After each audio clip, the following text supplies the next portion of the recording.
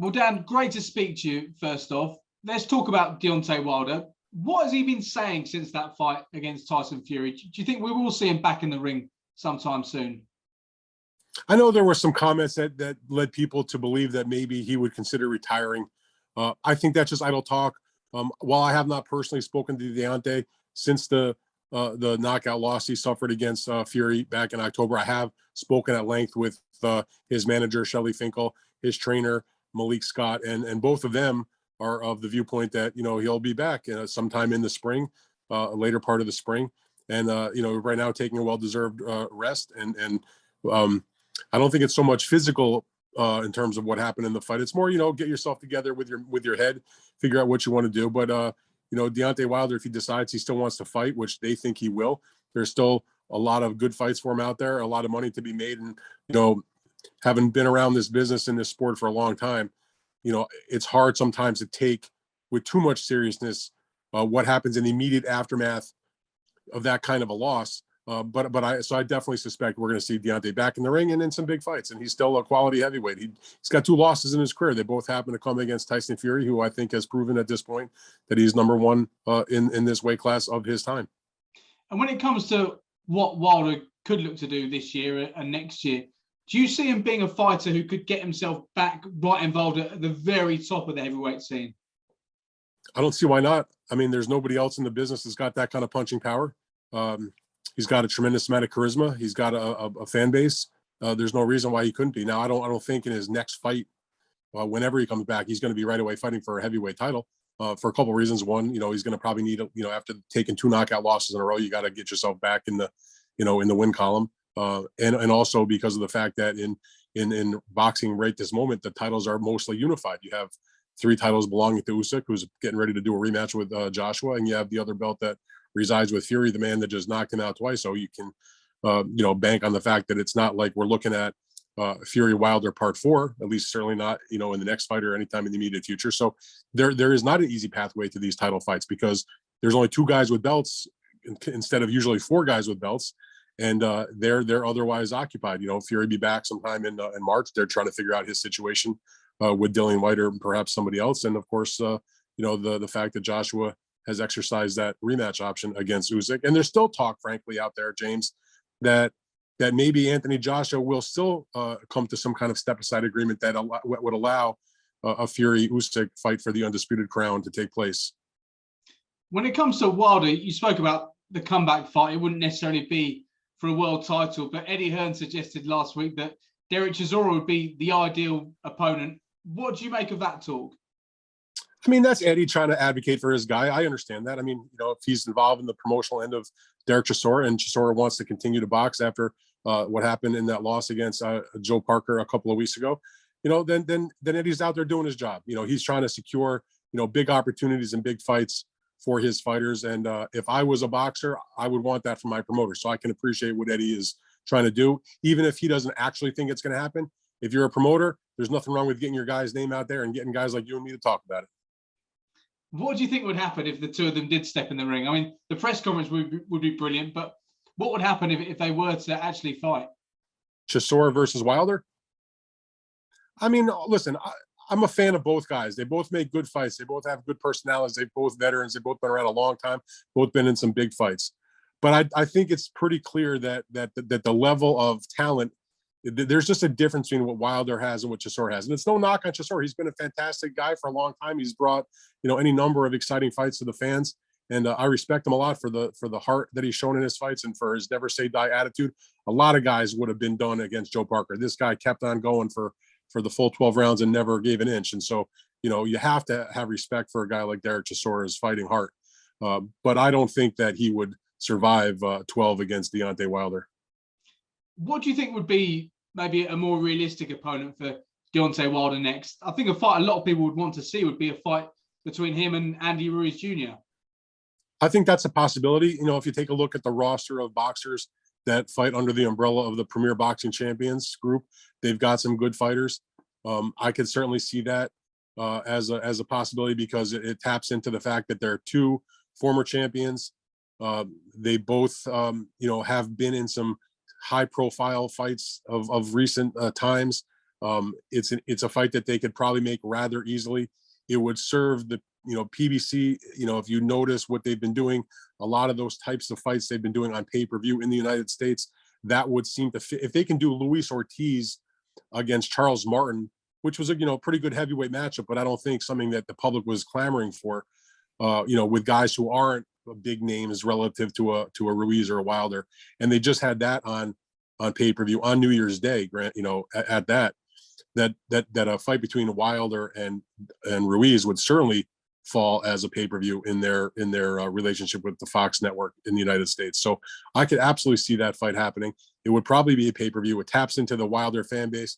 It would tap into the Ruiz fan base by bringing together a Black American fighter and a Hispanic American fighter. So you've got both of those fan bases that would probably drum up some interest in the fight. And like I said, two heavyweight champions, both guys, in need of a big win after what they've been through in their recent fights. Although Ruiz is coming off of his most recent win against Arreola and a pretty good performance. But that would probably be an exciting fight. Ruiz has a good chin. Wilder's got the big power, but Andy's got those quick hands, and we saw what he did to Anthony Joshua in their first matchup. So I think that's the fight that a lot of the people who have shown interest in what Wilder's going to do next, that's a fight that a lot of people have pointed to. Had Charles Martin performed a little bit better in the fight against Ortiz, I could see Charles Martin perhaps have been being a possible opponent for Wilder. I'm not sure you can bring him back into that kind of fight coming off that kind of loss, but you never know. It's, two big heavyweights. I think that's maybe like a lesser possibility. But there's guys in that PBC group that would be able to match up with Wilder. But Ruiz seems like the at least from my point of view, as terms of like an interesting fight, that's a good matchup in my mind. From afar, what have you made of the uncertainty going on when it comes to the current heavyweight champions? We think there's going to be the rematch between AJ and Alexander Usyk. That hasn't been signed yet. And then it does look like we will get a fight between White and Fury, but there's uncertainty there, and the negotiations certainly don't appear to be going well so far. I'm actually much less confident that there would be a Fury White fight than there would be the rematch between Usyk and Joshua. Joshua did exercise the rematch rights. The terms of the fight in terms of the money is already spelled out from their original contract. So that's normally what the hangups are when it comes to negotiating these deals, is what's the final dollar figure, what's the final percentage split. That has already been squared away in terms of a Joshua versus Usyk rematch. So there's really not a lot to negotiate in that situation. Eddie has to secure the date and the venue, and obviously with the COVID situations, you want to make sure you can have that venue set up. That 65,000 people for the fight with Usyk. You want to have a big crowd for that kind of fight. I'm sure the fans would turn out big time for that once again. In the case of the Fury Dillian White fight, my impression from having talked to some of the people involved in that camp, specifically Bob Arum, who I sat with for a while, not that long ago when I was in Las Vegas covering the Terrence Crawford Sean Porter fight. We talked extensively about the prospect of the White fight against Fury. A couple things about that. Number one, everybody on the Fury camp is interested to have him come back to Britain and fight. He's had his last 5 fights in a row in the United States, and he's done well here. But it's time to go home and then bring your championship and a big fight to your fans in the UK. So that's number one. And Dillian White certainly falls into that category. They could have him fight anybody in the UK. Obviously, it would be a draw, but it'd be even a bigger draw if you're fighting against another Brit who's a highly respected and a quality contender in Dillian White. But the issue is, and I understand where they're coming from on the business side of things, is that they claim they'll do the fight, but it's got to be under certain circumstances where it makes sense financially. Here you have a Fury who's been making tens of millions of dollars for fights, 20-25 million bucks for his fights. You have a Dillian White who's been making good money for his fights, but not remotely at that level. And they're like, well, if you're going to do a purse bid on the fight, why are we going to give up 40% of the money, 45% of the money? No, we're not going to do that. So they petitioned the WBC for an 80-20 split.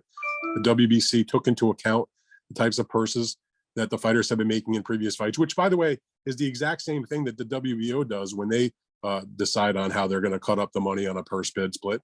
Dillian White and his team were unhappy about that. They took the WBC to an arbitration about that to get a ruling. I think that's still going on, but the WBC still finally acknowledged to myself and to some other reporters in the last few days that they indeed have accepted and decided on an 80-20 for the purse bid. And so now it's going to be up to the Dillian Whyte team if they're going to be accepting of that. Otherwise, Tyson Fury is going to fight. I mean, there's no doubt about that. He's going to fight, whether it's for the WBC title, if he gets stripped of the title, if he gives up the title, if it's a non-title fight, whatever. Fury and his team are not going to hold back his career. They claim he's going to fight in the March timeframe. Maybe that will get pushed back a little bit because of the COVID situation. But the point is, sometime, between March and say like the late spring, they expect Tyson Fury back in the ring. If it's Dillian Whyte, fine, if they can make a deal. If not, he's going to fight somebody else. This fight's not about Dillian Whyte. The fight is about seeing the number one heavyweight, the lineal champion, currently the WBC champion, the Ring Magazine champion, whatever. Tyson Fury, one of the most interesting, exciting heavyweights around, get back to business. And they're not going to be held up by the Dillian Whyte side. And, Dillian and his team have to decide, is it worth it to get 20% of a humongous amount of money, or perhaps, way, way more for a much smaller fight? That's up to them to decide. I respect their decision either way, but, I'd like to see Dillian Whyte fight Tyson Fury. Do you think Dillian Whyte and his team are in danger of potentially pricing themselves out of Dillian having this world title fight? Yes, you can understand the business side of things, but is he in danger of potentially missing out? Absolutely. I mean, here's a guy that spent the better part of the last, 3 years, complaining to anybody who would listen that, he should be the number one contender and fighting for the heavyweight championship of the WBC. He's finally got that in his lap and an opportunity to do so, and he's still not happy. So, what's the old saying? You can lead a horse to water, but you can't make him drink. And what do you think would happen if it wasn't Whyte? I know Bob Arum spoke last week about potential for Andy Ruiz Jr., who we spoke about earlier, or Robert Helenius potentially in the UK. I think those are viable fights for Tyson Fury.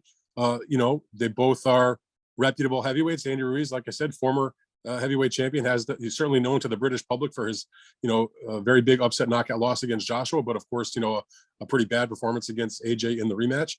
Robert Helenius has sort of regenerated himself. He's got 2 wins in a row now against Kwinaski, who was, in a situation before the first fight where everybody was pointing that he was the next top contender.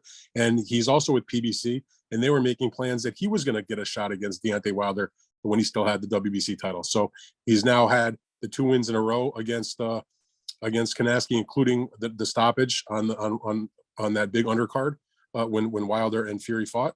So he's a European fighter, so they don't have to worry about travel restrictions, that sort of stuff. Pretty easy to do that. But it's never easy when it's Top Rank making deals with PBC. There's always some issues. They were able to do it on Wilder and Fury. Thankfully, they were able to do it on, most recently, Crawford and Porter. Hopefully the good experiences that those companies had working with each other and their staffs working with each other on those 2 events will continue to pave the way for them to do more fights together, because they've got good stables that match up in a bunch of different weight classes. But right now, I think it's just the Tyson Fury side. They're looking at the various top heavyweights other than Dillian Whyte, and I think that they're not like ducking anybody. They'll fight whoever I think that's got a decent name that they think they can make a decent event on, and do it in a manner in which the finances are under control, for their side, and they're not going to be giving up, like I said, 45% of the money like they would be doing, or 40% under a purse bid if Dillian Whyte had his way. And finally, I wanted to ask you about Anthony Joshua. It's been a few months since that defeat to Alexander Usyk. What have you made of what he said since, of the rumors that have come out of camp, the fact it does look like he's going to have a change in setup? It seemed at one point that he was potentially willing to look into this step-aside deal. It doesn't appear to be the case now, but what have you made from it from afar? Well, I'm not so sure he won't take a step-aside deal if the right thing is offered. I mean, Eddie Hearns has talked about it a bunch of times. I've never heard it from Anthony Joshua's own lips, but if you believe Eddie Hearn, he says, they're pursuing to get the rematch with Usyk done, but if an actual offer came about, that it would be his obligation to take it to Anthony Joshua and present it to him and explain to him, his opinions about the benefits and the downside of whatever the offer would be. So I don't think it's like 100% that the step aside won't happen. I'm not saying it will happen. I'm just saying I don't think the door is closed yet. You never say never, especially at this level of the sport with the kind of money that's involved. I think if Anthony talks to the people around him and his team, I mean, look, not to say his career is going to be over by any stretch, but if he fights Usyk a second time and he loses again, it ain't the same thing as it's been. Like, I think people understood the Joshua situation, right? You're fighting in the United States for the first time. Your opponent changes on a couple of weeks' notice. You're changing styles for a different opponent completely. There's massive distractions by coming to a place like New York City, whether it's just being in a new location, fighting in a new spot, different media demands, different fan demands, just a lot of different things and stuff going into that. So even though it was a big upset, what's the old, stuff happens. He got stopped. It happened, whatever. He exercised the immediate rematch. He came back. He fought boxed a brilliant fight in the rematch. It may not have been as exciting as the first fight, but he left no doubt that he was the better guy, and he beat Ruiz, no problem. Now, you go to the Usyk fight, you're taking on a guy that's, a former cruiserweight who's coming up. You're the much bigger guy. You've got much better punching power. And you fight just a completely wrong, at least in my opinion, a totally wrong game plan of a fight. You get outboxed and you kind of get beat up a little bit also. So now you're thinking to yourself, do I go back to that same well and take the rematch? I'm not sure. I know one thing. I know that Usyk, even in victory in that fight, is still capable of fighting better. I'm not sure how much better Usyk, how much Joshua is going to improve, facing that kind of style. Yes, they can change up the game plan. I think they need to, but if he loses again, that's a huge detriment to his career. I mean, no matter how you slice it, it may not be fair, but it's just a reality. I understand that it's not going to be easy to get a fight to get all three belts back at one time, but sometimes, if you're in it for the long haul, you got to take a step back. If Joshua can win a fight not against Usyk, because he's still going to bring big money, there's going to be those title opportunities. So they have to decide, is it worth it to gamble, our career at the top echelon? Or is it better to take a step back and maybe take one or two fights against not bums or anything like that, but just a little bit lesser of that technical skill and sort of get his mojo back a little bit? That's for them to decide. I don't know what's going to happen.